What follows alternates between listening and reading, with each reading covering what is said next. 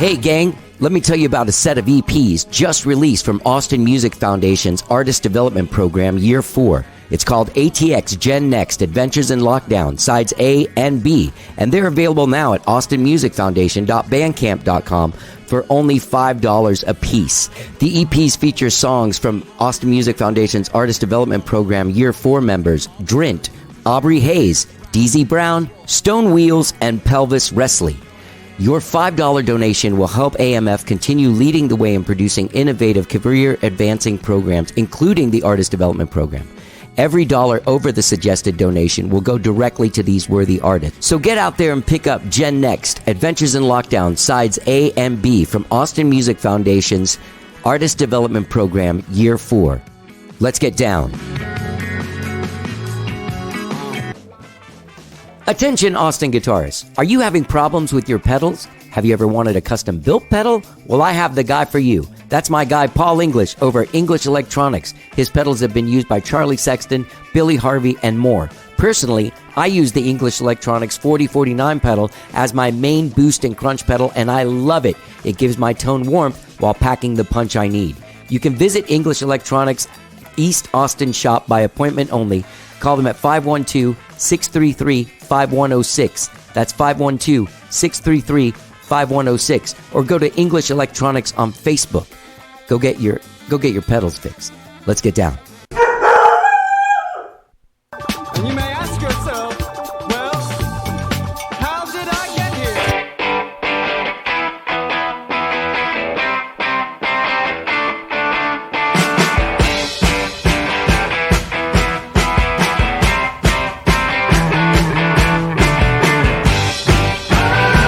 It's time for How Did I Get Here?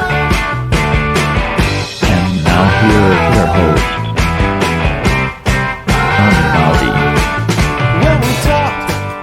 All right. Hello, I'm Johnny. I'm your host. Welcome to the show. Did you get through the week? Is everything okay? You doing all right? Did you get water? You having a hard time kind of getting through the week because you're having this cumulative PTSD from last year, and just everything that's happened in the last year, capped with this ice and snowstorm and power outages, and just another level of insanity put on a nice layer of insanity, nice thick layer of insanity. It's insanity on top of insanity. It's cumulative, and I think what's happening is that with all those things, we do have this PTSD, right? I know that sounds funny, and I'm not over dramatizing it. I don't think. I think what's happening, like I went to dinner last night with someone, and we were both so exhausted. You know, they were yawning. I was ready to go to sleep right there. I got home and went to sleep like 30 minutes after I got home. I melted into my bed. Exhausted. Not from anything I did, I don't think. I mean, I was doing stuff all day. I think it's from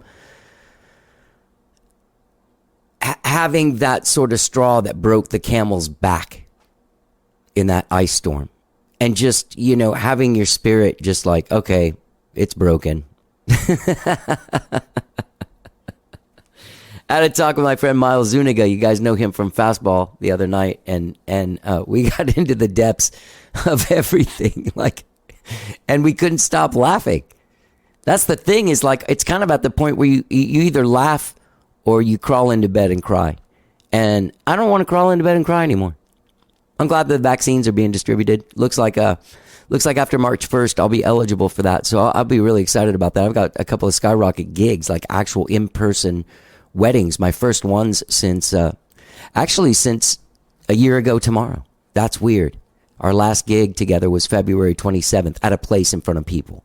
We've done a bunch of shit since then. Oh, speaking of which, I'm glad I'll be able to get the vaccine. Hopefully I'll get it. I hope I'm feeling better. Okay. But I'm going to switch the conversation to Skyrocket. If you are home tonight, or you're somewhere with a phone or in front of a computer, you can see Skyrocket do a live stream tonight, Friday, February 26th at 8 p.m. Central Time. We'll be doing a whole set that was chosen by our fans. We took their votes, tallied them up, and now we're going to do a whole set of that stuff. Tonight, Friday, February 26th, 8 p.m. Central Time. That's on Skyrocket the Band on Facebook, YouTube, or Twitter. All right? Get out there and check it out. Gang, I have a great big show for you today. I do. These Fine Moments are releasing their 5th album, Season 10. It came out today. You can find them at thesefinemoments.com. This is the 5th album produced by my dear friend and mentor. Actually, one of my closest friends and the dear friend, my ass. One of my best friends in the whole world, Mark Hallman. And features performances from Ken Stringfellow from the Posies, who you've heard here on the show, and Andre Moran, who you've heard on the show from the Bell Sounds and stuff. Anyway, Hillary Kaufman and Robert Watts, they have this beautiful, they play a folk pop and they do like these tight harmonies that are kind of like Everly Brothers. They're also doing a live stream Friday, February 28th at 6 p.m. Central Time from 1 to 1 bar. All right, so just go to thesefinemoments.com and find out when you can see them. But before we talk to These Fine Moments, let's talk to my dear friend, Benjamin Violet from Pelvis, Wrestley. They were part of Austin Music Foundation's Artist Development Program Year 4, and they're featured on ATX Gen Next, Adventures in Lockdown Sides A and B, which are available now at austinmusic.bandcamp.com. I love Pelvis Wrestley, and I love Benjamin Violet. Pelvis Wrestley is easily one of the most unique bands. They still have a pop element. It's not like it's something you've never heard before that's horrible to hear. It's unbelievably beautiful. Like, it's so beautiful, but it's like a mixture of music that you might not have ever heard before. And over the last year in the Artist Development Program, I've really gotten a chance to get to know Benjamin, and actually he's been on the podcast a few times. And I just always enjoy talking to him. I love being around him. He brings light into every room he walks into.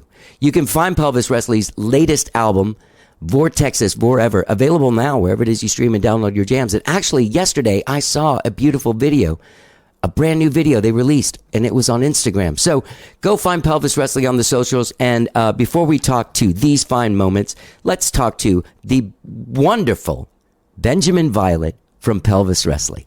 Let's get down.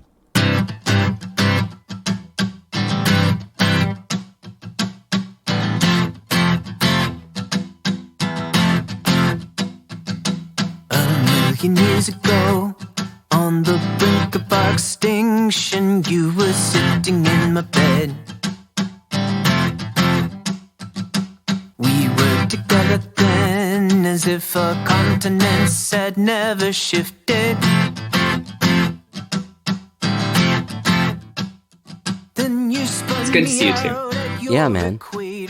It's been a while. You know what I do regret about this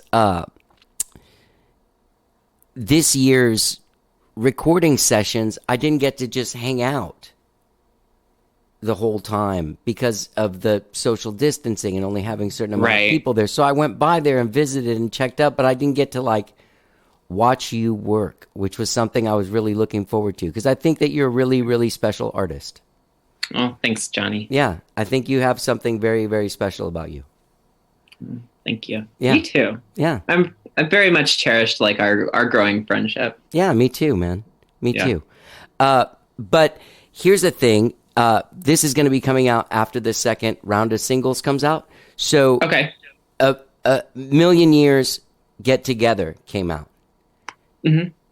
It's a pretty timely song. When did you write this song? True story. I wrote the beginning of this song in 2014. Okay. And then I shelved it for a long time. I picked it up and shelved it again. And then I dusted it off because it felt good to sing about that. It's about Pangea. It's about continental drift and the idea that we're all very familiar with the idea of Pangea, but I think it might be less familiar that there have actually been a series of supercontinents in our geological history as a planet. And Pangea, for those that might not remember from school, maybe you've been away from this idea of it, but that's all the continents at one point were one continent. Right. We have all kinds of fossil evidence of that from records, species that live on different continents that would have had no way to get there, except for if they had common ancestry on a supercontinent. Right. So the planet Earth has one more supercontinent left in it before the sun burns out. And that's kind of what the idea of Get Together is all heading towards a little bit of a singularity moment, like kind of our last push for a big getting it together moment. Yeah. So that's Get It Together. Pangea Ultima. Yeah.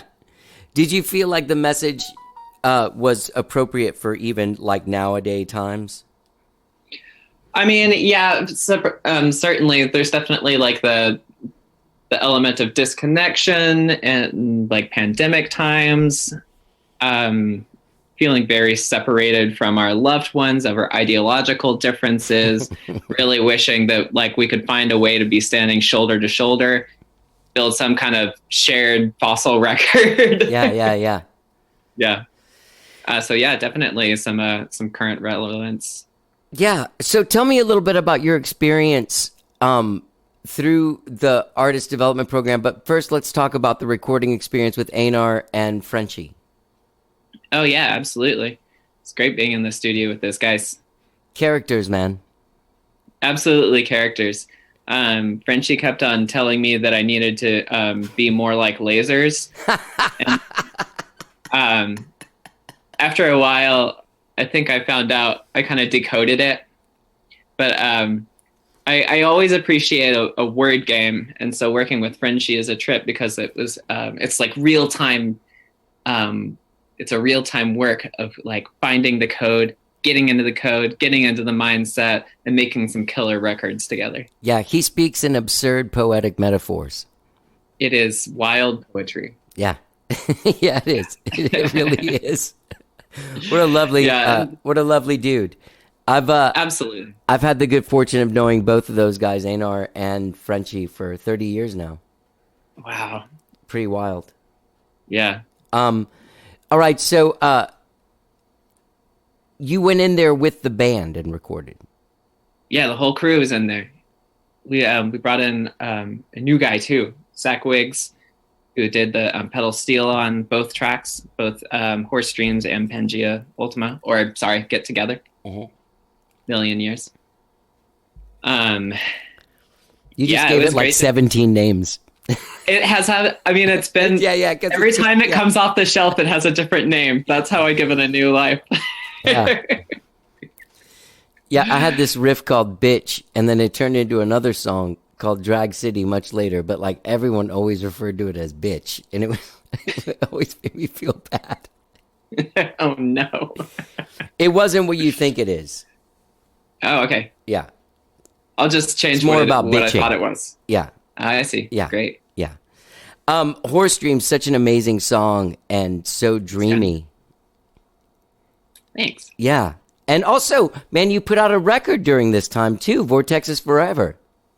Heck yeah, we did. We did a whole thing with that. We're not done with that record either. It's we're doing some fun stuff with it nowadays.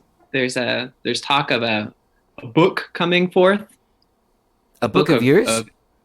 A Pelvis Wrestley book of songs and additional words in supportive of Vortex is Forever. So we're finding all kinds of ways of keeping busy. And I don't know, it's a wild thing to try to promote a record without being able to play shows or promote things in anything that feels like a traditional sense. So it's just been a lot of like reimagining how to promote and how to, I don't know, what you can build, what you can put together to finish telling the story of what this world is supposed to be. Like the performance was a big part of what the Vortex's world was, and that's not an option. So we're just looking at new avenues. It's a very exciting time. That's good. You know, you remind me more of like if we lived in like the 70s and we were British guys, I feel like you would have been one of those art school kids that got into music. Definitely. Like you're going to be I would have started in miming. Right.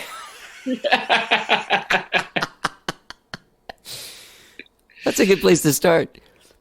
Yeah. But there's an art rock level to what you do. No, I mean all music is artistic in a level, but sometimes there is the art first.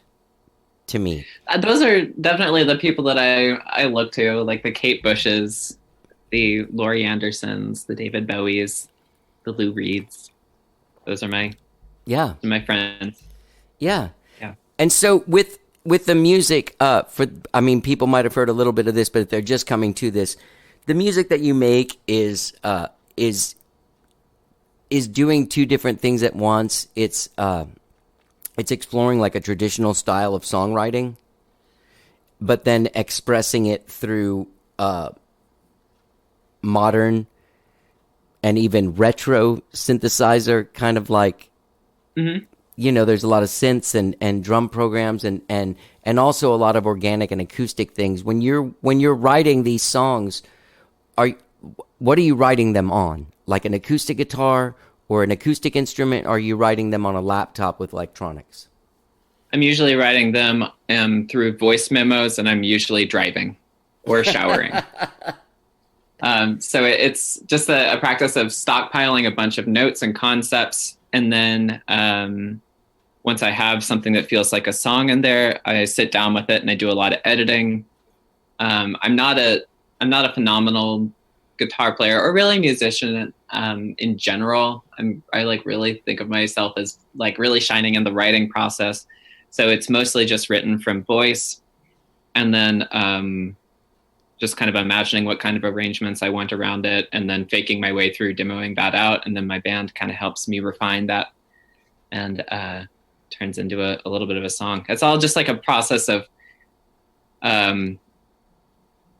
just coming up with some content and then decontextualizing it and then recontextualizing it with other people. It's a fun process. Yeah. And I bet is it arduous at all? No, I don't think so. The arduous part is, I think, communication, like communicating the thing of like taking the brain thing and putting it into the word thing, and then having that word thing be reflected back to you from other people and something that still matches the original brain thing. That part can feel like a little bit arduous sometimes. How many pieces is the band? But it's 5 pieces. So there's got to be at least a couple people that are on your wavelength that they're coming up with stuff that you're like, yeah, exactly. That's what I'm talking about.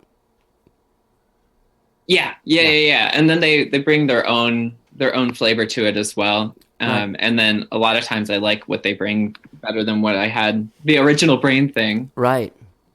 And then it's just changed. It's become something new. Yeah.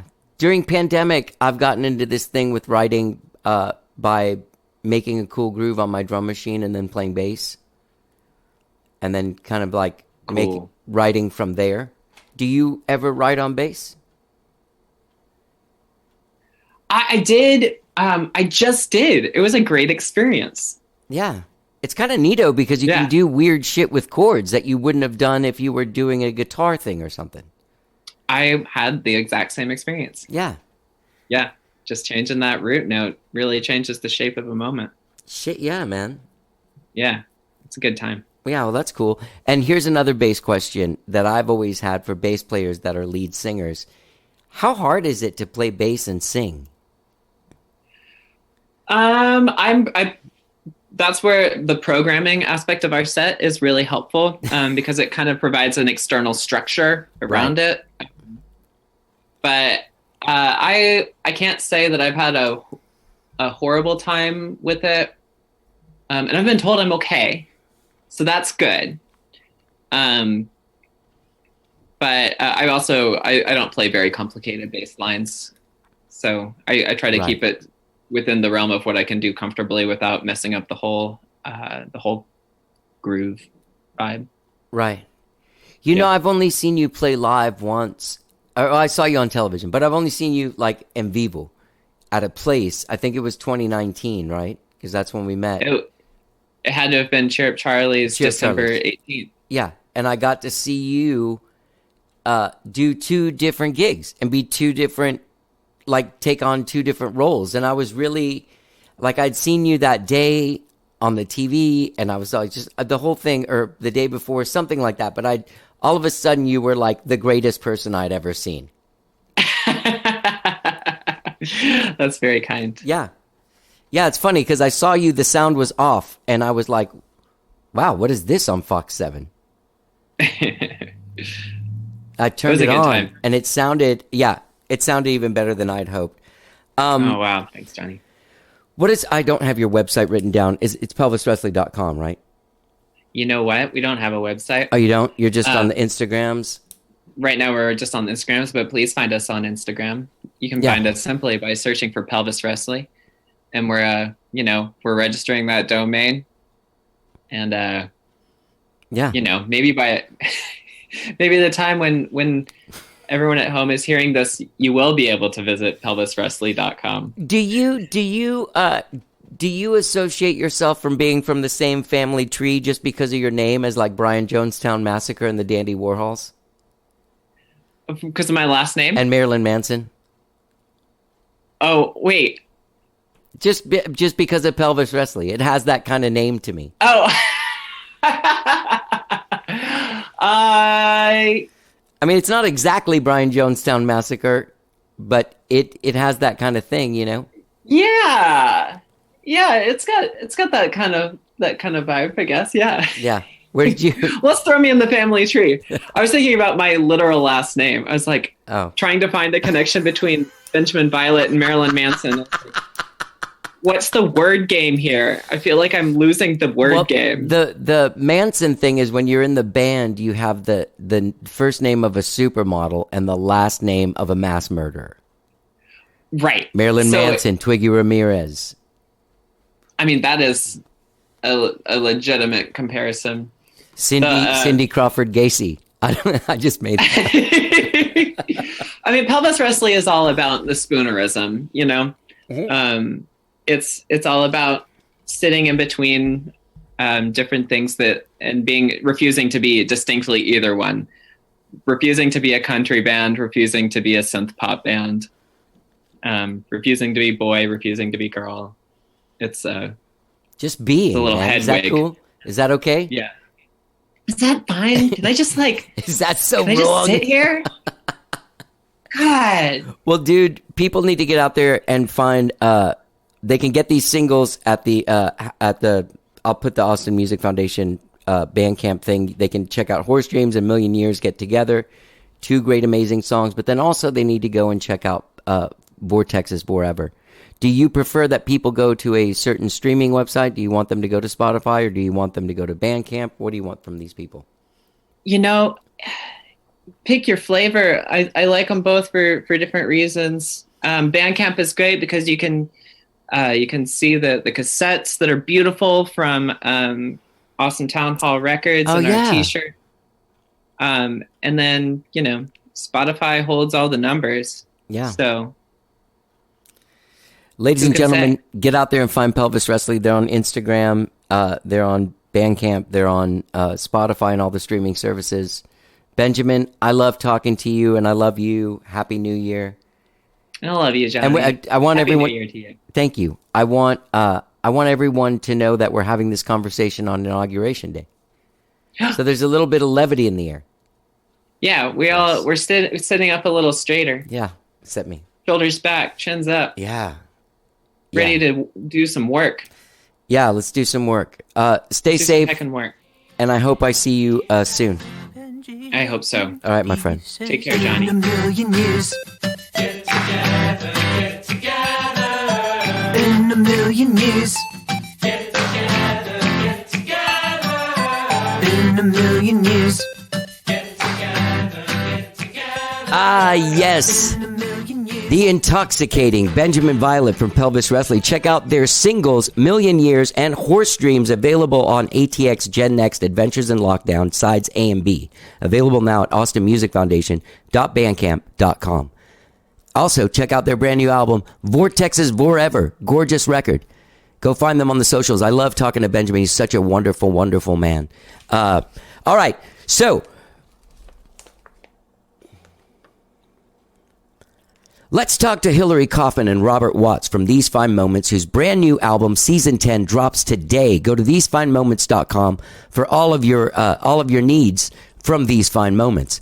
They're doing a live stream from 1 to 1 Bar this Sunday, February 28th at 6 p.m. Central Time. Simply go to These Fine Moments for more details about it. We have a great conversation about how they met, about how they met my mentor, Mark Hallman, and started working with him. This is the 5th record they've made with him. How they got the great Ken Stringfellow from the Posies on the record. All kinds of stuff. Great conversation with these two. So without further ado, enjoy my conversation with Hillary Kaufman and Robert Watts, better known as These Fine Moments. Let's get down.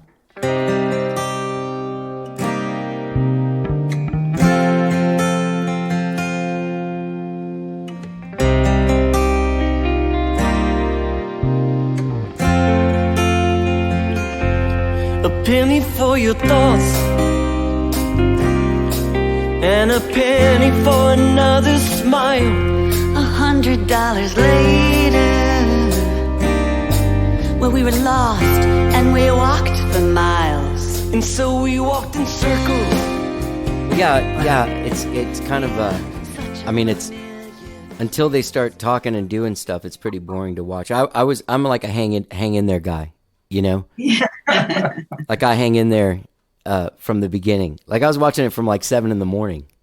Oh my gosh! Yeah, so I watched the girl read the poem. I don't know what happened after that. I had to write a song with somebody, but I did.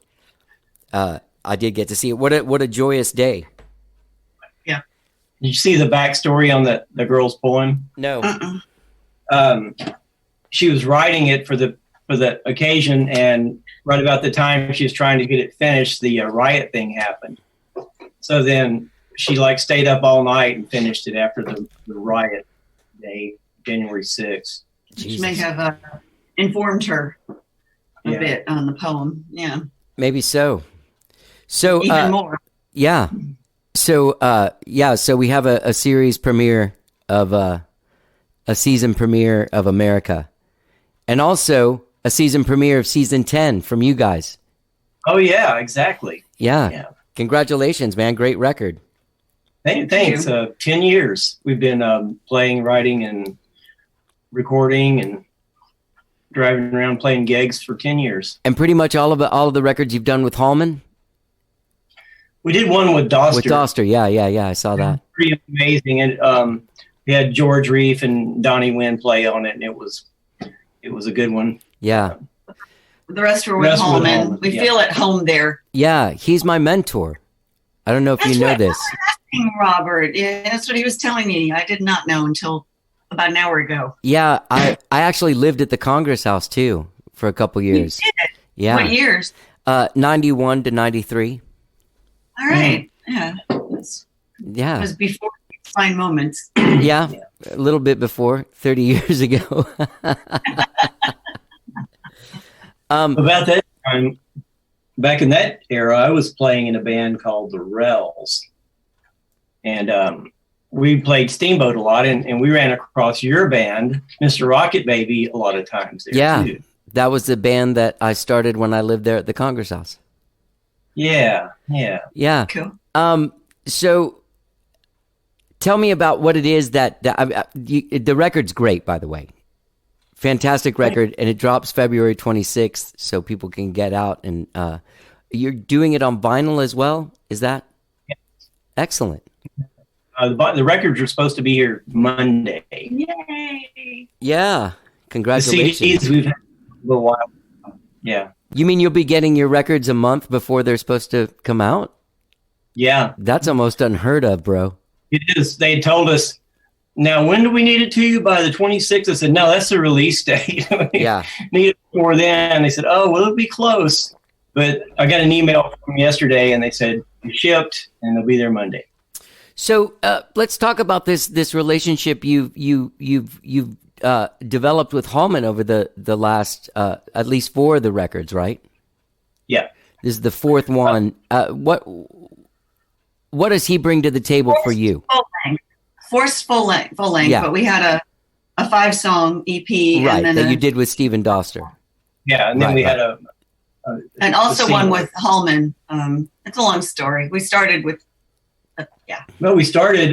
Yeah. I'd been a fan of Mark's for many years, and when we finally decided to record, he was the first guy that popped my mind, and we had our little crappy homemade 5 songs that we took over there and played for him. He sat and he listened. He goes, "Thank you for not sucking." And I was like, the people that record here. And then he went on with some suggestions, and he was our whole band. Well, that one, yes, he was. Except Gabe Rhodes. Except Gabe Rhodes played a little on it too. That's right. Gabe Rhodes, I work with Gabe a lot. And we play together a lot. Yeah, he's a good guy. Anyway, so we walked out with that record, 5 songs, and we started trying to get gigs around Austin. And the second gig we played at, we named the EP These Fine Moments, but it was Robert Watts and Hillary Kaufman, so we decided to call it These Fine Moments after a line in one of the songs. And the first or second people that booked us, they booked us as These Fine Moments. And we thought about it and said, well, that kind of works. And that was, where was Jovita's? Either Jovita's or Romeo's, one of those Jovita's, places. I think. Yeah. That's where we met Ben Balmer. I like Ben, man. He's a good guy. He's been on the show too. How did you? How did you guys connect with Ken Stringfellow, he's been on the show actually a couple of times? Yeah, I've been a big fan of his since the Posies. Yeah, days. me too. Followed his solo career a little bit. He had a Facebook post said, "I'm on lockdown at his place in France." Because that was about month 2 or 3 into the COVID thing. He said, "I'm looking for some work." So I hit him up, I emailed him, and he got right back to me. I was like, holy crap. Robert was starstruck. Yeah. It's amazing who you can reach in this. Like, that's one thing about social media and shit like that, where you're like, I mean, it's weird, right? And he was so nice and professional, and it was amazing. I feel like my connection to him was also like we were Facebook friends, obviously, because I was a fan, and then you try and add them as a friend, and they add you, and then you send screenshots of it to all your friends, so you can be like, "Hey, dude, look who I'm friends with now." So it was a similar thing to that. He said he was coming to Austin, and I just wrote him on Facebook like a message, like, "Hey, you want to come on the thing?" He's like, "Sure." Yeah. That's cool. Yeah, guys. So what all did he do? Did he play on every song, or just a few songs, or on 2 of them? And we had done a bunch of the record already with Mark, and these were the 2 newest songs we had. So we did the scratch tracks here at our house, and sent it over to Mark, and I said, "Hey, man, this guy's gonna play on our record, man." And he's like, "Holy crap!" So Mark put down the drums. And so we sent him just a pretty rudimentary tracks. It was just drums and vocals and acoustic guitar, and said, just go for it. So he put down all the guitar parts, bass, and did some vocals on one of them, and then he ran out of time. So he spent a full day just playing and recording for us. I think Hallman was jealous a little bit. He said he was going to have to step up his game when we got those tracks back, because Million to One just... It's like, oh, geez, this is awesome. Yeah. It's interesting what somebody else's perspective can bring. You know what I mean? Like, it wouldn't be that he's better or worse than Hallman. It's that he's just hearing this song in a completely different way. He doesn't have a history with us. Right. He's just who. Yeah. It was great. Yeah. It was great. So, all right. So let me figure this out. What's going on here? Are you guys are a couple? Yes, we are. We got asked that before. It's like people think we're trying to hide it, but we're not. We just don't want to make it everything that we are. I mean, we want to be individuals and, be respected individually as songwriters and players, and not like, we're 2 peas in a pod and joined at the hip, although we are really joined at the hip. But, you've got to be. So that's what I noticed, that there is a separate songwriting thing going on that you can kind of tell in some songs, like who's the. Yeah. Robert's the main guy. He's a real poet, and I'll hear him practicing. There's riffs and licks, and I hear a melody line out of it. I'll be taking a bath, and I'll be like, I'll insert myself. I'll go, no, that doesn't go there. That needs to go here, and let me see all these words you're working on. And so I usually I'm the closer. And I add a lot of the bridges, chord changes. I do most of it. I do the vocal. I'm in charge. I'm not in charge. It just works out. I do all the arranging Of the harmonies and stuff. I do all of that, and and I get the thing finished. How do you, Hillary? Where do you come from with this close harmony thing?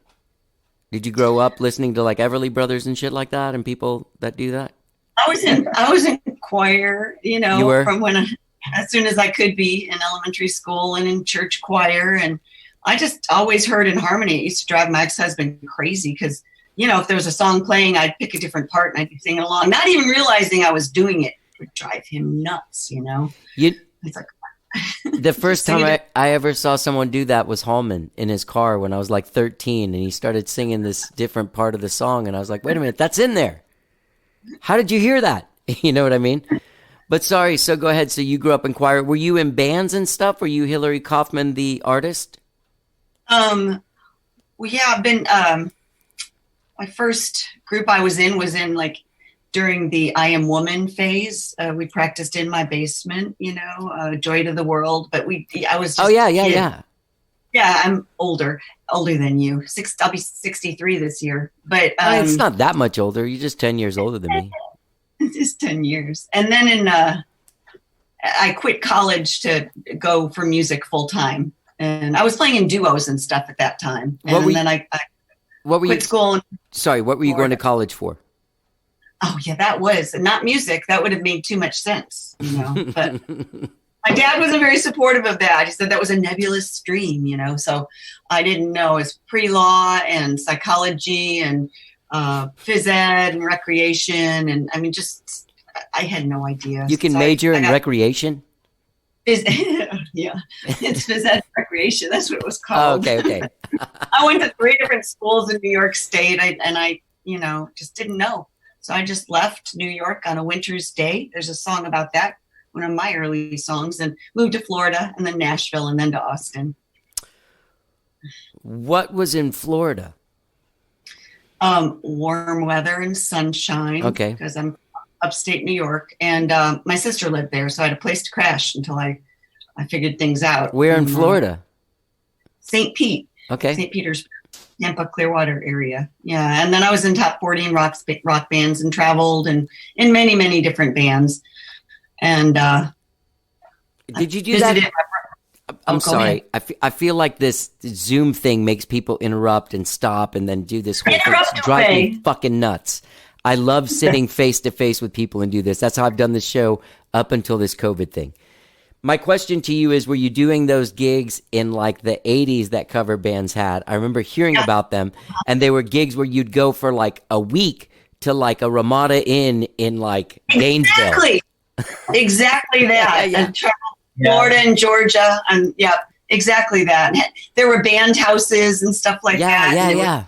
Very messy living and fun and crazy and all of that. And that was a good time. And I'm still friends to this day with a guitar player I played in one of those bands in. And he's a recording and producer in Florida. We still go visit him, and he's Robin Zander's guy in Florida. Robin goes over and does demos when he needs to do things. What? And so George and I have remained friends all these years. And when I go to Florida, I still get to jump on stage when his band is playing. So, yeah. That's super cool. Yeah. That's really cool. So what took you then to Nashville? I just wanted another change. I wanted to go to Nashville and give it a shot. And I just went there with like $32 to my name in the car and my cat. And I got a hotel room, but just long enough to look in the phone book. And I found another place to live, and they gave me my money back. I got a newspaper, and these guys said I could move in with them, and it's okay if I didn't have any money right away. And I kept my money and got a job waiting tables. And then I did some commercials. I got to go to a Songwriter of the Year Awards banquet when Wind Beneath My Wings won. I ended up, the guy I went with ended up being the cocaine dealer for like everybody there. And the night did not end well.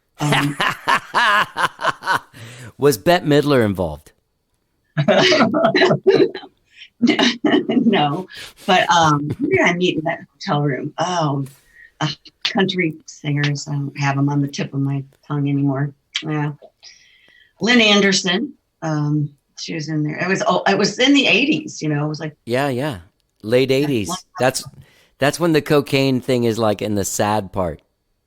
it followed me that even to Austin. I left Florida because it was there too, and I was trying to make a change and moved to Austin, and it was here too. You moved to cocaine? Austin. And, yeah. Oh yeah. It turns out, Hillary, it's everywhere. It is everywhere. It turns out. Yeah. I guess it's still around. I guess it's still around. Yeah. We don't. Yeah. Yeah. That's one thing. Once you get to like have to wear glasses to talk to people on a computer, you're probably not doing coke anymore. A less interesting fellow. So what brought you to Austin? Well, I visited my brother Jeff. He lived here, and it was beautiful. It reminded me of upstate New York with the hills and the water, and it was just such a cool place. And we went to Paleface Park, my brother and I brought my guitar. I always did, and he plays harmonica. We were just playing at one of those coves, and somebody hiked across and asked if I'd play in their restaurant. And I said, well, I'm not even from here. He says, that's okay. Can you play while you're here? And so I said, sure. And I'd taken a bus here to visit my brother, and I flew back to Florida. And I knew I was going to come back at that point because I got to play for a week and I made money and just doing it single. And it was a blast. And I was like, I got to get back there. So it took me 5 years, but I finally got back here. It's fantastic. Yeah. So let me ask you this, Robert, where are you from? Well, we don't like to speak of this. I'm from the greater Beaumont area. Oh, sweet, baby. Yeah. I've had some good times in Beaumont, man. Yeah. That sounds weird to say, but I've had good times, man. I took ecstasy in that Hilton after a gig at Lamar University one time and charged all my drinks to like their event guy. Anyway, sorry, go ahead. You were everybody's friend that night. I was everybody's friend. I moved to Austin in probably 83, a couple of years after high school. All my buddies were moving up here to play in bands. And so they had an opening in their house. So I moved up here and got a job and, started working on music. What was the scene when you got here? Like in the 80s scene, Hallman was out there. I was in a band that he had then called Cry Wolf, but there was other people playing, there was like the whole Leroy Brothers, but then there was the whole like Timbuk 3. Yeah. It was I got here and some of my friends were kind of into the punk scene. Oh, cool. And it was, I was too late for Raoul's, but there was a lot of stuff going on. I don't remember the names of the club. The Club Foot was our go-to hangout. Right. So you came here in the early days, and you've been playing like in the scene ever since? No. I played in bands up to probably the early 90s, and then I had the second child came along, and I was like, it's time for me to focus on raising the family. Yeah. Working and and I did that for many years. I was out of music for probably 13, 15 years or something. But he built a business, a very successful land survey company. I mean, he just did it himself, and amazing. Whatever he does, he doesn't do it halfway, And the last 10 years with all the recording and writing, that this is his time now with all of this. As you could probably tell, we each had a marriage that ended. And that's what it seems like. So how did you meet? Well, we actually met in the early 90s. I was playing in a band and Hillary was playing another band, but we had the same drummer. Yep. So we both ended up singing at his wedding. Yep. Yeah, as weird as that is. And, we knew who each other were. David Jordan. Yeah. That's his name. Yeah. What was his name? Sorry. David Jordan. Oh, yeah. That's a real guy. Yeah, we had David Cotton. David Cotton was our first drummer. We had Oh, you to no shit. I had Yeah. to fire him. You had to fire him. Was it in the time when he was on the cocaine? oh yeah.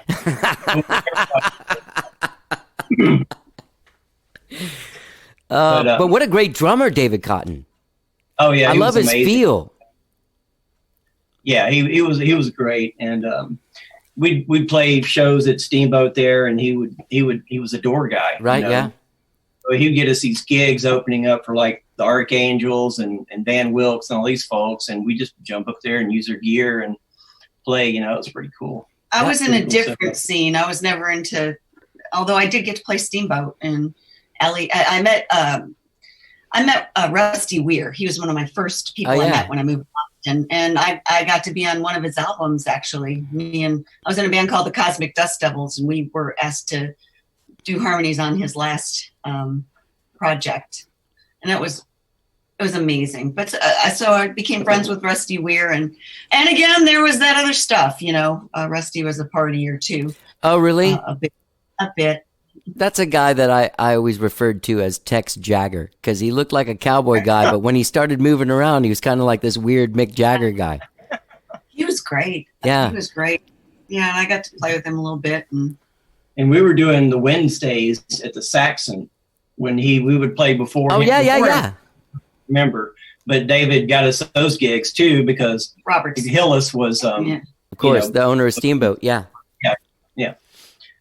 And so anyway, back to the other story. How did we have we never met any of us? I've never met you guys in person. Like, how did that happen? We've met several times over the years, Okay. but never hung out, I don't think. Okay. Did you know Kevin Higgins from the Cosmic Dust Devils? No. That was my big band. We were new folk finalists. Got to play main stage of Kerrville twice. I Oh, did in sweet. that band. It was sweet, and that's how Robert came out and heard that band. Oh yeah, He came out and heard. So yeah. He came out and heard that band, so he saw me there, and We were connected we over were the years. connected Yeah. over the years, Here and there. just here and there, and then Yeah. When did Cupid hit you guys with the arrow? What's going on there? Well, we figured out we could sing together, and we were compatible. while writing playing in a and- praise band Yeah. at a Buda Methodist church. I was No. a praise band director. You might want to edit that. To protect the, to protect the innocent. But I saw Robert out in the audience. We were looking for a bass player, and I knew he could. So I was like, "You need to join this praise band." We had the best praise band. And I wasn't playing in any bands at that time. I was helping take care of my aging parents. I mean, things change, right? Yeah. My last band had broken up, and Yeah. I had kind of backed out. But music always found a way to find me. And my church pastor asked me if I'd lead this contemporary service. And that was a stretch for me, let me tell you. But it was a great experience. But Robert and I started writing together, and playing gigs, together, doing gigs, and and everything else fell apart. And that's how it all started, which is where the musical came from initially. Yeah. Yeah, you got So enough what- stuff when you started out. When you started out writing got a and good playing. backlog. Yeah, you got a bunch of songs. I bet out of that. Insanity. Oh, we did. So, so you guys normally you tour together, and I noticed that you were. I mean, were you how much were you touring per year? That's what I'm trying to say. We quit our jobs like a year into 2018. We both pretty much decided we're going to give this a couple of years. Try to make something happen. Try to get out there and find our audience. Do some house concerts. We're starting to get some connections. That's when the house concert thing started kind of getting big, and so we found a lady who books those for us, and we could. That would be an anchor gig, and say that was in Right. St. Louis. So we would have that gig there, and then we maybe play Norman on the way there, and maybe go over and And then I have friends and family all over. So, we go through Cleveland. So we played in Cincinnati, and I'm from the Ithaca area, New York, and we played there and stayed with my sister. I have a friend in New York City I've known since junior high. And we got Florida, friends in Florida that have known Seattle, and best friends in Seattle, Bay Area. And she just happened to marry my old bass player. I introduced them, and so we have a band when we go to Seattle. That's great. So that was when it was in 2018 when you decided to sort of like get rid of the band, and not get rid of the band, but like put together a more easy to tour with group. Yes, exactly. Yeah. It was, the band shows, we couldn't afford to take those guys out, and we do our Strange Brew gigs, and, we might make And one-to-one. And, by the time we make what we make and then pay everybody, then it cost us money to have the band. Yeah. So there's no way to travel doing that model. So we went back to a duo, and that's where we've been for about a year and a half, I guess. But thankfully, Robert made me learn how to play through this beautiful 62 Falcon Gibson amp with an electric guitar and tremolo and stuff. So it wasn't just two people just playing acoustic Strumming. guitars. Right. That's all I did. Really, that's try to give it some color and texture. Yeah, that was new, learning all that. But it added some dimension to playing as a duo for sure, and to our music. Period. So yeah. So have you explored the world of pedals like your friend Andre Moran? Well, we're not there yet, but just looking at Hillary's pedal board, she's got a super trim and a Boss Overdrive and a Boing reverb. I don't. It's minimal stuff. I don't know. I don't really know what it all does. I just know how they sound now, but I'm not a gearhead. Robert set that all up for me, quite honestly. I'm not proud of that. Just he's the gear guy. I know. Well, I hate to get to the wah, wah, wah, wah part of the conversation, but so you quit your jobs in 2018. You start doing this house concert thing. It's probably working out. You probably had a really great 2020. 2019 was great. 2019 was great. 2020 we got out and had some nice little tours. We drove all the way to Seattle and down the coast and back, and these aren't grueling every night gigs. If we play, we might play a couple nights in a row, but then we might have 3 nights we don't do anything. So we weren't like the 5 guys in the van model. No. Right. But it was pretty civilized, really. We were out there trying to find our audience, and then we had another one planned for where were we supposed to go when the COVID hit? Colorado. Oh yeah. We had another house concert. It seemed like a lifetime ago when we had to cancel. And we had a huge, and out in California again, we had all these gigs. Everything was coming together, house concerts and gigs, and we don't even know what's going to be left when it's time to maybe do it again, or if we will even do it again. Half of those clubs are out of business. Yes, we don't know what's going to happen. Contacts are going to be all different. So starting over. Robert worked so hard. To be honest with you, it seems like one of the best things you did was start that house concert thing, because that's probably the first thing that's going to go back, Yeah, I mean, those are going on now. I've gone to a couple out in a Blanco in a backyard, not inside of a house, but you're in this lady's backyard. Right. Everyone's socially distanced. There's cool people there. And some weirdos, but yeah, no, it seems like that would be so what did you do? I mean, did you start doing live streams right away, or? Oh, that was that was insane, because we were seeing the live streams of, everybody's playing left-handed all of a sudden on their iPhone. And anything Robert does, he wants to do it right. So he immersed in learning how to do the live stream and getting the equipment we needed. Yeah, I got a little camera switcher. Already had a couple of cameras, from experimenting doing videos over the years, and so that I had that. So I bought a switcher, and there's all kinds of other things. I've got a couple of room mics in here and a couple of preamps, and then you have to learn how to send it to OSB and whatever it is, and the ATEM switching software, and then it's just an insane amount of stuff to learn. But he did.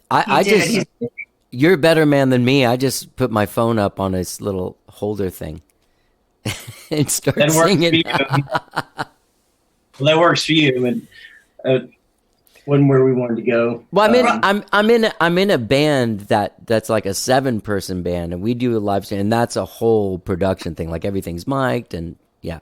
Oh yeah. We're gonna do one of those full production ones for the 1-to-1 for the release.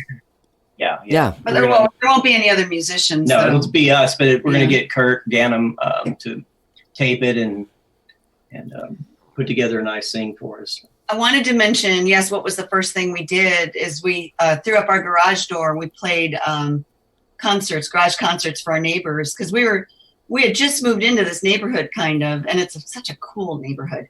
And we didn't really know our neighbors yet. And so we invited them, and now we're all good friends. It's that's really cool. Thing. Younger than we are, young families, a math teacher, 2 architects.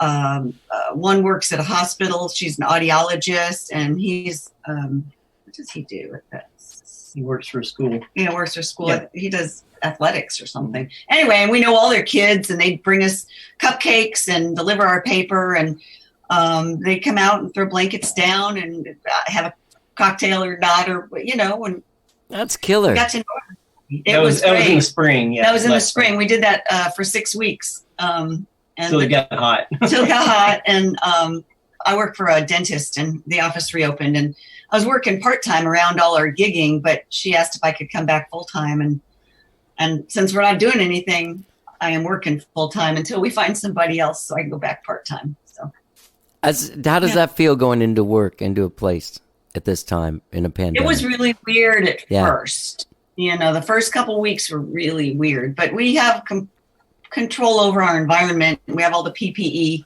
Right. And we haven't had any. My doctor had a scare. Her husband got COVID. So thankfully it happened right at the holidays when the office was closed for 2 weeks. She never got it, but I did cancel a couple days worth of patients when she was going to come back because she hadn't had her second test yet. And that was weird. But the COVID just keeps creeping getting closer and closer. We've been lucky. We've been lucky. Yeah. It does seem like that. It seemed like I didn't know anyone until like May that had it. Like no one I actually knew, And then all of a sudden a guy in my band in June, and now it's like, half the people you know. Wow. Yeah. Yep, exactly. It's in our friends who we don't see, but it's been really weird.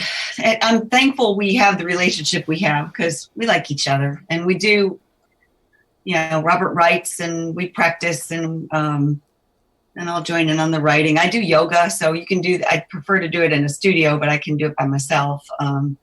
He likes to run. I like to walk. So there's stuff we would do that's solitary anyway. Right. Right. Yeah, because that's the question I always have for couples that are in music together and they get involved on this level. It's a lot, man. You live together. You have the relationship thing. You also work together. So, like, who do you bitch at when your coworker is driving you nuts, or who do you bitch at when your spouse is driving you nuts? So, like, you can't really go and express yourself to anyone. But then also, I think of like this messy world of getting mad about things where, when you're at home hanging out, do you have to put up barriers of like, okay, we're gonna talk about, lovemaking stuff, not how you need to get your shit together on that bridge or that song, or you know what I mean? Yeah. Yep. I have a hard time turning off the music aspect of it and just, being like, boyfriend or whatever. He's a bad boyfriend. He is. No, I do have trouble turning it off sometimes. So with the whole politics thing too, it was so consuming. Yeah, and that all in there this, for the whole messiness of the last. Yeah. It's been depressing and consuming, and it has been. And all the therapy I did after I got divorced, I know where my warning signs are when I'm needing space and stuff like that, and I can usually create it. I don't know. We do all right. We do all right. We drink too much, I think. Yeah. Especially since the lockdown. Yeah. That'll get you, man.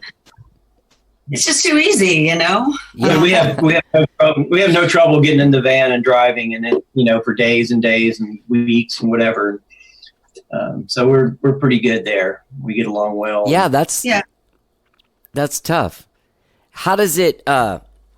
It must be nice now. I mean, you think about it, like as a couple, you have a thing, but then also as a group, you've as a musical entity together, you've endured.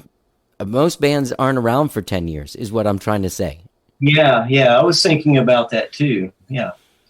I guess we just got lucky, and our chemistry's good together. And I had quit thinking I would ever perform or write again. So when we got together and having that creative spark ignited again in me, that was huge, because I didn't think I even had that anymore. And I used to write a lot, but I thought that was all over for me. So I thought I'd put it away. So that was new and cool. And someday we're going to be laying this down again. I'm older than he is. I may be first in that, but as long as it's fun and we're getting something out of it, it's not. I mean, it's a little drudgery too. Of course it is, but Can I ask you a question that might be weird to answer, but like when you decide to put it away, when you did before, what happens to the dream? Do you have to like not talk to music people, or do you stop listening to music? Because I don't know how I would end that relationship with myself. Yeah. I've never considered because I can't play a bar chord. I never considered myself a real musician. Okay, there you go. But I never really wanted to be rich or famous. I just wanted to be able to get inside of a song or learn a song that really touched me and be able to communicate it to people. Or sometimes I just have to learn a song, and that will never really leave me. I play a little piano too. My guitar I picked up because that friend traveled well with me. But music always finds me somewhere. It does. It doesn't leave me alone. I'll think I'm giving it up, and then it finds me again. It's really weird. Right, but when you're giving it up, is there some kind of like mourning period? Or do you get, you know what I mean? Shit, I don't. When I walked away from it in the 90s, I just had made up my mind. I've got to do something different here. I've got to be a more responsible person and take care of the family and all that.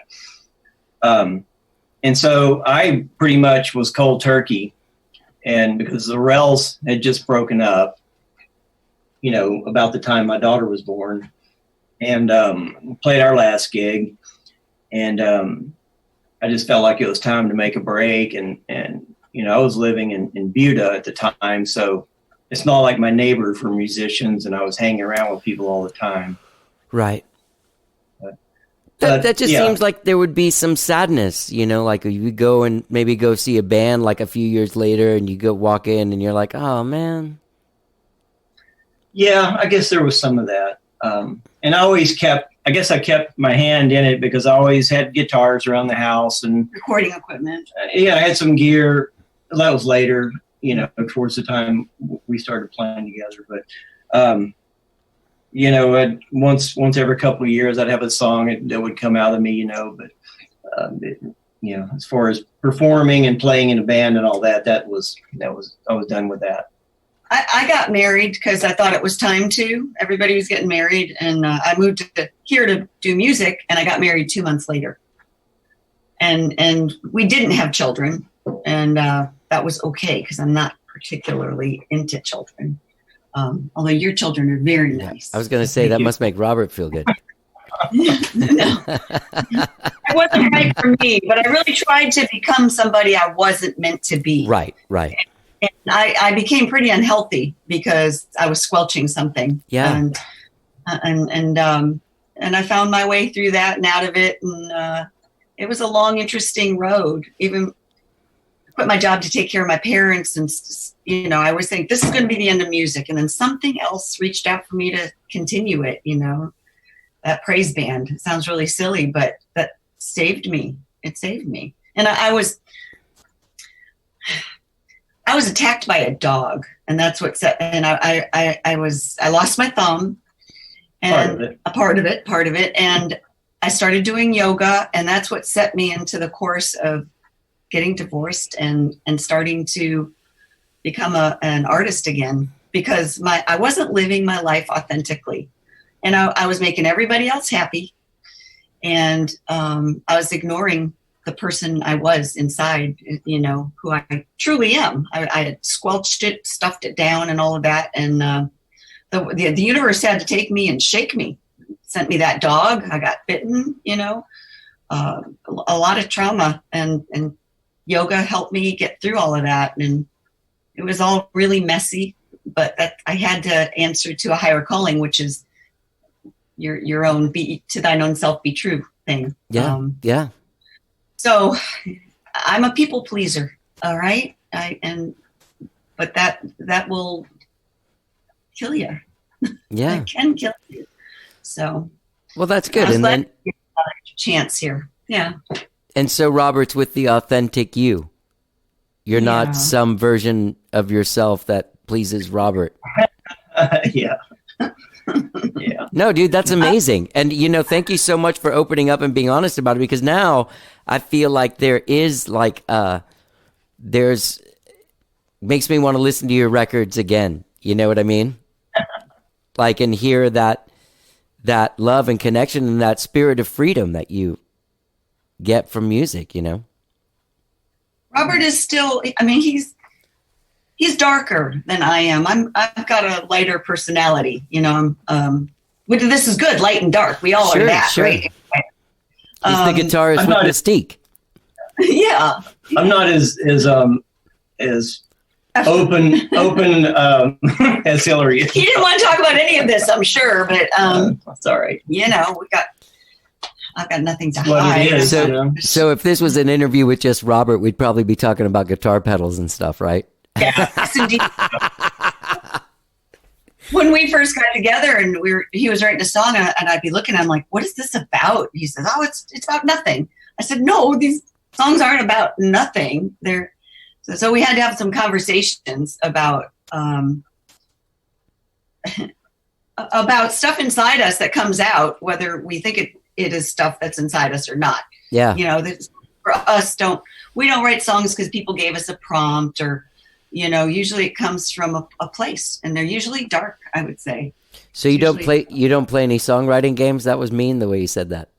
We don't write songs that people give us a prompt. I do a lot of those. Well, I do. My family always did like to make up words to songs that are already out there. Okay, yeah, that's good. Yeah. You know, so Robert doesn't enjoy that kind of frivolity. He's much more serious. But no, I like being, I guess, moved to do something. But I guess prompts can do that too. Yeah. We don't have a group that does that. So if we had songwriter friends who did that, maybe we would do that too. Well, I don't doubt that it makes people better songwriters. Yeah. And, you know, I probably need to, you know, to branch out a little bit and you can try some things. You did do some co-writing with other people. I did. I was actually going to make a record of co-writes. Yeah. And, you know, I had a number of people I was writing with. Rick Smith is a good friend of ours, plays in the Mooks. Let's see. What's his face? Yeah. Ryan Carter. Oh, Ryan Carter, great dude. Dewato. Yeah, exactly. Yeah. And Mark, I talked to him about doing that, but I just ran out of time. I didn't have time to. The time I was still working and trying to do this band and be in a relationship, so there wasn't really room for the other thing. The thing about working as a couple and both as musicians is we kind of are our own song circle and critic and all that, because we're very comfortable telling each other what we like and don't like. So it's almost like no eggshells between us with the music. It's you know, we'll say something if something's not working. It's not like the old days in the band where you don't want to say anything or you get pissed off at the somebody for making a comment you didn't like. And we did have a song circle for a long time. But one of the guys is living in California, and everybody's somewhere else now, right? Yeah. But it was funny because Robert and I, when it came turn to bring our new song, everybody got 2 songs. When it came to our turn, it was Robert and Hillary. We got 1 song, and then everybody else got. And so I'm just thinking, I always felt so slighted by that, you know? It's like, and I'm like, come on, you guys, this is. It was interesting though. But nobody really. We just see it as us as one unit, so we just get one song. In a co-writing situation, I also have to have hey, whatever I say, don't get upset. Like just today, I was writing a song with Jeff Plankenhorn, and there was some line, and he said, "What about that?" And I said, "No." And he said, "Why?" And I said, "Because it sucks." And he started laughing. But it's true. You got to be able to have that. I don't like to have to tiptoe around people when I'm working with. It's not fun. As I said, I'm a New Yorker, and so I don't do a lot of anyway. My bluntness when I first moved to Texas didn't get me far. I waited tables, and I just wasn't making any money. And someone took me aside and they said, "Honey, when you wait," but I was. She said, "If you want to make money, you have to pretend like you care about these people, and you have to, be personable." I'm like, "Oh, I just want to get their food, to them correctly." Yeah. What is the thing here? I have to be friends with these people? What am I, some like friend prostitute? On top of like bringing their food? Can't they just tell me what they want? I bring it to them when we're cool? I'm busy here, But I'm actually very, very good at making people feel at home places. I've been in the dental field a long time, and that's what I do is make people comfortable. So yeah. I like my dentist and all the people at the dentist place. I've been going for a long time to the same dentist. Oh, good. Yeah. Loyalty. Yeah. Almost 30 years to the same guy. Who's the dentist? It's Dr. Larry Lindsay at Balcones Dental. Don't know him. He's probably a good dentist. He's a damn good. He's a good dentist. Yeah, look out for this guy. He'll jack up your grill. Yeah. So the plan is to do this live stream from 1 to 1 on February 28th at 6 p.m. Central Time. Will that'll be on your YouTube page? We're going to put it on our. I think what I'm going to do is, one thing that's going to be broadcast from the 1 to 1 Facebook page. Okay. We're going to do that. And I'm trying to figure out different ways to do it because I want to have a lot of people don't like Facebook Live, and a lot of our fans and friends aren't even on Facebook. Really? So we have to have the YouTube. I'm not on Facebook. You were on there like, yeah, she just kind of quit. In 2016. Many years, yeah. But anyway, we want to have a link on our web page where people can. All we have to do is say, all right, go to the web page, and there'll be a link for you. It's like a no-brainer. Oh, right. Yeah, I saw that on there. Yeah, so people can go to thesefinemoments.com. Yes. And this will come out before February 26th, or definitely before February 28th. Yes. So. Yeah. What else am I missing? And I know you just made a record. I know you're just going to play your release live stream. But I do know one of the things as an artist, when you finish a record, one of the first things you start doing is going like, all right, so on the next one.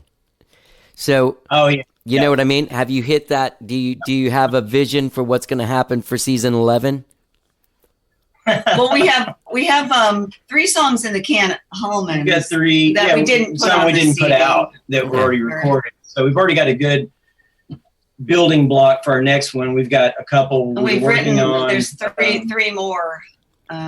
Yeah, so we've probably already 6 songs into the next record. Yeah. Who all do you guys listen to here in town? Who are your like go-to folks that you go see when you can? James McMurtry. Yeah, he's very good. Yeah. Ben Balmer, because he's a friend. Yeah, and he's really good. He was our first band member. First guitar back player. in the day. Yeah, that's right. Let's see. We like Ben. We like the bell sounds. Of course. Yeah. Some great stuff. Who else? I was at Strange Brew many nights. I used to go see with Miles and Tony's Fast band Food, there. Help me out Fast- here. No, not. Oh, you mean not Miles and Tony's, but Miles and Kevin McKinney. Yes, yeah. Kevin McKinney and Tony. Right. I played with them one night. I can't remember what it was called. It was called the Renfro. Renfro, yes, thank you. Yeah. So I was there a lot of Wednesdays because it was walking distance from our house. Yeah. And I would see a lot of bands there. We've seen, Jeff Plankenhorn a number of times. Now our go-to is 1-to-1. That's kind of been our home since Strange Brew closed. So that's always my first option. I would look and see who's playing there and look and see who's at the Saxon and, try to get out at least a couple of times a week to see music. I don't listen to much music, and that's horrible to say, and I don't know why that is. You don't know why it's horrible to say, or you don't know why you don't listen to much music? It's horrible to say, and I don't know why that is. I'd say it's a pretty severe character flaw. It is. Not even. Sorry, go ahead. You go. No, I was just going to say, not even at the dentist's office. They have an okay, because I go there too. Oh yeah. They have an okay thing there. It's like a Pandora station that's not too offensive. Yeah. Yeah. I mean, you get your What do you feel? We get your John Mayers in there once in a while, but a lot of times there's some low level, quieter Avett Brothers songs, and who knows what else. Who did we hear that was so good on that thing we watched the other night? That I said, damn it! I said Max. Oh yeah. Gomez, was it? That sounds about right. Yeah. We're talking about the Bastrop benefit. Yeah, that it was on the TV Bastrop other benefit. night. A lot of good music that night. Grace Pettis organized. Ruthie did- Foster. Oh, I love Ruthie Foster. I love. that was brilliant. Yeah, Ruthie Yeah, Foster. she's great. One of my favorites, and amazing voice. My newest albums are Emmylou Harris, Wrecking Ball, the Springsteen The reissue. album. We got that. Yeah. And Because I was going to say, I thought Wrecking Ball came out like 20 years ago or something. it did. Yeah. They just did a reissue, and it's amazing. And then David Ramirez. David Yeah. Ramirez. David Ramirez. I love him. So you listen to more music than you think. Yeah, you're listening to some I've stuff. been carrying albums around since the 70s. I mean, I got 300 albums right out there. So I'll put on some weird Rita Coolidge or old Linda Bonnie Raitt or Ronstadt, Bonnie something, Raitt, yeah. Bonnie Raitt. It'll just always be, that's Bonnie Raitt, Linda Ronstadt, Emmylou Harris, and Tanya Tucker were all the people I just loved first. Yeah. So We got the new Springsteen record. That's a great album, right? Pretty amazing. It is And the amazing. artwork and everything is beautiful. just incredible. Yeah, we're trying to buy more vinyl, so we don't just. So we listen. We actually sit and listen instead of just put it on the background when we're, Yeah. doing other things. It's more of a commitment to listening. And Yeah. we ordered, she ordered the Black Pumas for me Oh, I for love the Black Christmas, Pumas. which we love, but they're got a They can't, catch in their supply chain somewhere Yeah. where they can't get the product. couldn't get. I ordered November 12th. I ordered him a T-shirt and an album, and it never got here, so they just reimbursed me. But It's a good thing. It's a good thing you didn't go with their vinyl maker. exactly. Yeah. Yeah. So I'm stoked that this is coming out on vinyl.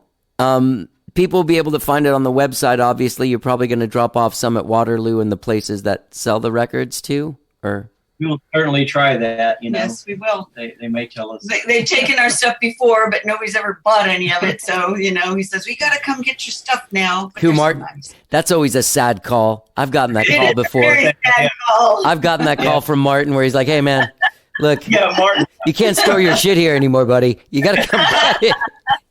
Yeah. From the email from CD Baby, like, we're gonna throw your 5 CDs away unless somebody buys them tomorrow. Yeah, that's a good one.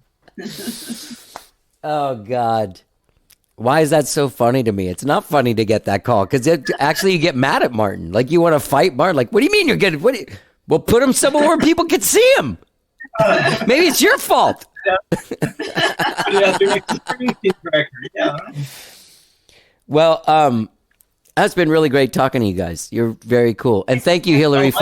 Thank you, Hillary, for being super emotionally open, and therefore kind of guiding Robert, me learning more about Robert through this show than I probably would have if it was just me and him. He's an incredible human being, so talented and driven, and he's the sweetest human being. Also, such a good heart, and you know, I always like to lighten his load somehow, but that darkness is who he is, and I adore that also. You know, he's just a serious character.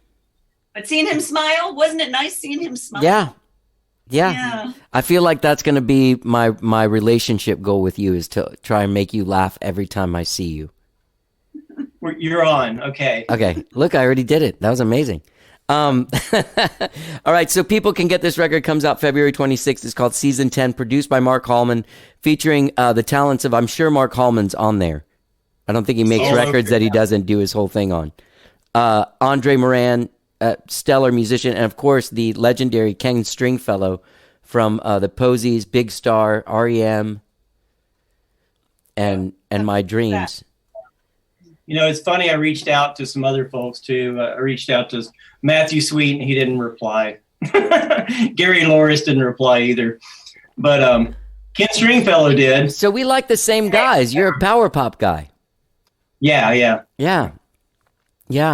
It's Matthew Sweet, man. He's younger than me. So you know, I wasn't in the power pop. But they had power pop in your day, also, Hillary. Yeah, the Raspberries. Cheap Trick, like. Yeah. I know. I don't know. I just was I was more, I guess, the country rock. I don't know what I was. They forced me to learn a lot of top 40 stuff, my band, but I always stuck some Bonnie Raitt and stuff in there. But yeah, I had to do some Pat Benatar and a lot of stuff. Okay, before we go, in the crazy week-long cover gigs in some weird town somewhere at a Ramada Inn, what were you wearing? No, Georgia. What were you wearing? Spandex pants and very tall shoes. Okay. Because when you said Pat Benatar, I was like, oh, that's probably what she was wearing. It's exactly right. That is killer. And in the Wrens, did you dress weird? No. We wore suits. When we started out, we would wear, three-piece suits when we played. And then we kind of evolved. And about that time, grunge hit pretty hard. And it was like, okay, well, we don't fit in here anymore. So, and then it kind of played out, like I said, with the ending of that band. Pictures. No. That band. At that time of grunge, like, I don't know if you remember Mr. Rockababy, what we looked like, but when that grunge thing started, we like, it was mostly me, but like, I was like, I want to look like a guy that took a whole bunch of acid when he woke up and went into his sister and his mother's closets and got dressed. I remember. I feel like that's what we looked like. You had the full-on jellyfish thing going. Yeah. The same kind of, the bell bottoms and all that kind of shit. Hey, dude, speaking of which, have you heard the Licorice Quartet? No. It's Roger Manning from Jellyfish, Tim Smith from Jellyfish, and Eric Dover from Jellyfish. And they have 2 new EPs out that are real cool. You might really like them. I'm writing that down right now. He did write it down. That's some. It might give it. It's so pop in their world that it might give you a cavity. It's pretty good. It's really sweet. Yeah, I love it. Listen, dudes, it's been really nice talking to you guys, and I hope we get to hang out face to face. I hope we get to meet again too, Robert. You seem like very lovely people. Anyone who trusts Hallman with their music in the way that you have, and also like anyone who is friends with George Reef and is friends with Donnie Wynn and Stephen Doster is definitely a friend of mine. Right on. Yeah. Well, it's really nice, really nice meeting you. And I'll let you guys know when all this stuff goes up and stuff. But thanks for doing the show. Thank you for doing what you do. It was a pleasure and honor. Thank you. Thank you. Bye. Hey, before you go, Stay in touch, man. It is really nice meeting you guys. Yeah, I don't do Twitter much, but I do Facebook. Yeah. Mainly Instagram a little bit. But yeah, we'll stay in touch for. Yeah, I got your number and stuff. Dude, definitely check out the Licorice Quartet. You might really like it. I want to check out when you're playing next, and what it will be on. I'll put it on my calendar. You still doing some live streams? I'm doing a couple of private ones. I got tired of it. Yeah. I got tired of it real fast. But yeah. I've taken a few months off of doing it, so I think I might do it like in February or something. I like to do it in like a month block and have like a scene and then get out. Okay. Well, we got tired of it too. We're set up nice to do it, but I don't know. It's a lot of work still, and you don't want to wear your, the audience anywhere out. 5 to 30 people who may turn in. Right. You can't work them out. So. Yeah. I don't know. Hopefully we'll be out of this soon. We'll get some vaccines, and who knows?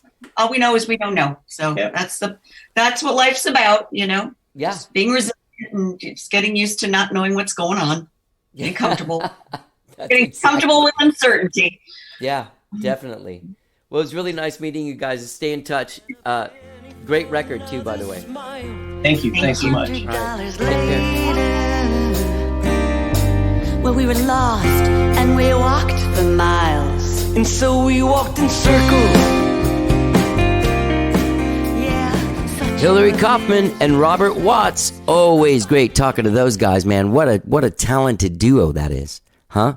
Check out their brand new album, Season 10, out today. And don't forget to check out their live stream live from 1 to 1 bar Sunday, February 28th at 6 p.m. Central Time. Go to TheseFineMoments.com for all of your These Fine Moments needs. And gang, don't forget when you're out there checking out TheseFineMoments.com, you can subscribe to this podcast wherever it is that you find podcasts. You will get new shows all the time because under the pandemic, I haven't played by the 2 shows a week rule. I've just been dropping shows like fucking crazy, okay? Get out there, check it out. You can find us on Spotify, Stitcher, TuneIn, Overcast. You will be able to find the latest 20 episodes on all of those apps. But if you sign up for the Podbean app, which has tons of shows, all your favorite shows, the NPR shows, WTF with Mark Maron, the Joe Rogan, all the stuff is on there. All the stuff you want is on Podbean. Also, all 1,025 of our episodes are available on the Podbean app. So if you want to go back over the last 9.5 years and check out what we've done, you are more than welcome to by downloading the Podbean app. All right. Have a great weekend, whatever it is you're doing. Let's hear the rest of this song from These Fine Moments. Oh, what a week, huh? Feel better. Let's get down.